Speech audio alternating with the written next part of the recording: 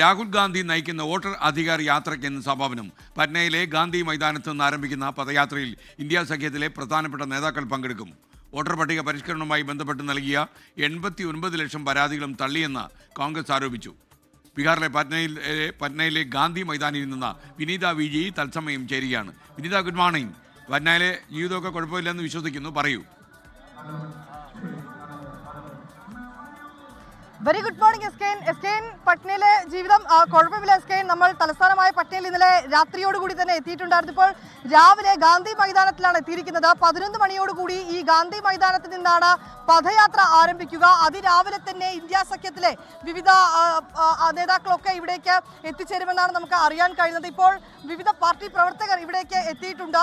വലിയ ഒരു ആകാംക്ഷ തന്നെയാണുള്ളത്. നമുക്ക് പിന്നിലേക്ക് കാണുമ്പോൾ, ആ ദൃശ്യത്തിലേക്ക് കാണുമ്പോൾ വലിയ യാത്രകളായി ഇങ്ങനെ ഇങ്ങോട്ടേക്ക് എത്തുകയാണ്, ഈ ഗാന്ധി മൈതാനിലേക്ക് എത്തുകയാണ്. ശേഷം 11 മണിയോടുകൂടിയാണ് ഈ പദയാത്ര ആരംഭിക്കുന്നത്. വലിയ പിന്തുണ തന്നെയാണ് വോട്ടർ അധികാർ യാത്രയ്ക്ക് ബീഹാറിലുടനീളം ലഭിച്ചിട്ടുണ്ടായിരുന്നത്. അതിൽ കർണാടകയിലും മഹാരാഷ്ട്രയിലും ഹരിയാനയിലും ഒക്കെ ഈ ക്രമക്കേട് നടന്നുവെന്നുള്ള തെളിവുകൾ രാഹുൽ ഗാന്ധി ആദ്യഘട്ടത്തിൽ തന്നെ പുറത്തുവിട്ടിട്ടുണ്ടായിരുന്നു വാർത്താ സമ്മേളനത്തിലൂടെ. അതിന് പിന്നാലെയാണ് 14 ദിവസം നീണ്ടുനിന്ന വോട്ടർ അധികാർ യാത്രയ്ക്ക് തുടക്കം കുറിച്ചത്. കഴിഞ്ഞ ദിവസം ഈ യാത്രയുടെ പര്യടനം അവസാനിച്ചിട്ടുണ്ടായിരുന്നു.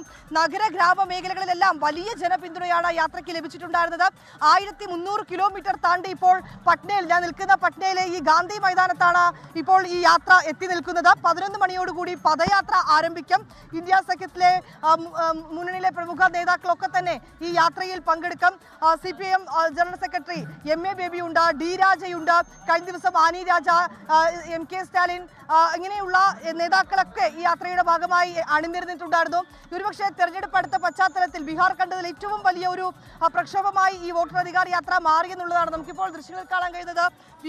ബീഹാറിലെ വിവിധ മേഖലകളിൽ നിന്നൊക്കെ എത്തുന്ന പ്രവർത്തകർ അവർ രാവിലെയോടുകൂടി തന്നെ ഈ മൈതാനത്തിലേക്ക് എത്തിയിട്ടുണ്ട്. 12:45 പൊതുസമ്മേളനത്തോടു കൂടിയാണ് ഇന്നത്തെ യാത്ര അവസാനിക്കുക. വലിയ ജനപിന്തുണ നമുക്ക് കാണാൻ കഴിയുന്നുണ്ട്. ഈ യാത്രയിൽ ഉടനീളം അത് തന്നെയാണ് നമുക്ക് കാണാൻ കഴിഞ്ഞിട്ടുണ്ടായിരുന്നത്.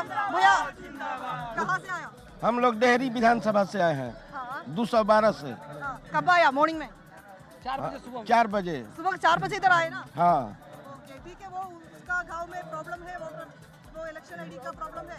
बहुत प्रॉब्लम है। हम लोगों का बहुत वोटर जो है उन लोगों का नाम कट गया है। 2 बार वोट दिया है, इसके बाद में भी उन लोगों का नाम कट गया है।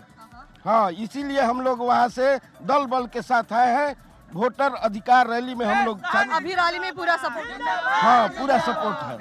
कितना लोग आए आप? हमारे साथ 2 लाख आदमी आया है। 2 लाख आदमी आया है हम लोगों के साथ। विधानसभा से हम लोग आए हैं। और रावले हमारे 2 जिला के CDCM हैं, हमारे पंचायत के मुखिया हैं, हमारे पंचायत के पैक्स अध्यक्ष हैं।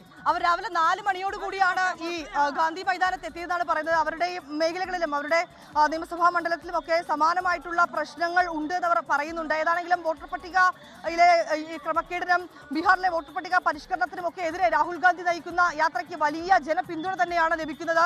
പ്രവർത്തകരടക്കം അത് ഇന്ത്യ സഖ്യത്തിൽ ഒരുപക്ഷെ ഈ അടുത്ത കാലത്ത് ഇന്ത്യ സഖ്യം ഇത്രമേൽ ഒന്നിച്ചു നിന്ന ഒരു ഘട്ടം ഉണ്ടായിട്ടില്ലെന്ന് നമുക്ക് പറയേണ്ടി വരും. ഇടയ്ക്ക് ചില അഭിപ്രായ വ്യത്യാസങ്ങളൊക്കെ ഉണ്ടായിരുന്നുവെങ്കിലും അതൊക്കെ മാറ്റി നിർത്തി വീണ്ടും സഖ്യം കൂടുതൽ ബീഹാറിൽ ശക്തിപ്പെടുന്നത് തന്നെയാണ് നമുക്ക് കാണാൻ കഴിയുന്നത്. രാവിലെ 11 മണിയോടുകൂടി തന്നെ പദയാത്ര ആരംഭിക്കും. അത് ഈ വിവിധ മേഖലകളിലൂടെ കടന്നു പോകും. അവസാനം അംബേദ്കർ സ്റ്റാച്യുവിന് മുന്നിലെത്തി ആ പദയാത്ര അവസാനിക്കും. അവിടെ പുഷ്പാർച്ചന നടത്തും. ഇവിടെ ഗാന്ധി മൈതാനത്തിലെ ഗാന്ധി പ്രതിമയ്ക്ക് മുന്നിൽ പുഷ്പാർച്ചന നടത്തിക്കൊണ്ടായിരിക്കും ഈ പദയാത്ര ആരംഭിക്കുക. ഏതാണെങ്കിലും വലിയ ആഘോഷമാക്കുകയാണ് ഈ പദയാത്രാ പ്രവർത്തകർ എന്നുള്ളത് കൂടി നമുക്ക് കാണാൻ കഴിയുന്നുണ്ട്. രാവിലെ 4 മണിക്കും 3 മണിക്കും രാത്രിയും ഒക്കെ ഈ ഗാന്ധി മൈതാനത്ത് പ്രവർത്തകർ എത്തിയിട്ടുണ്ട്. വലിയ ജനപിന്തുണ തന്നെയാണ് രാഹുൽ ഗാന്ധി നയിക്കുന്ന വോട്ടർ അധികാർ യാത്രയ്ക്ക് ലഭിക്കുന്നത്. 14 ദിവസം കൊണ്ട് ഏതാണ്ട് 110 നിയമസഭാ മണ്ഡലങ്ങളിലൂടെയാണ് ഈ വോട്ടർ അധികാർ യാത്ര കടന്നുപോയത്. ഇപ്പോഴും കൂടുതൽ പ്രവർത്തകർ ഇതിനെ പിന്തുണ നൽകിക്കൊണ്ട്, വോട്ടർ അധികാർ യാത്രയ്ക്ക് പിന്തുണ നൽകിക്കൊണ്ട് ഗാന്ധി മൈതാനത്തിലേക്ക് എത്തുന്ന കാഴ്ചകളാണ് നമുക്ക് ഇവിടെ നിന്ന് കാണാൻ കഴിയുന്നത്.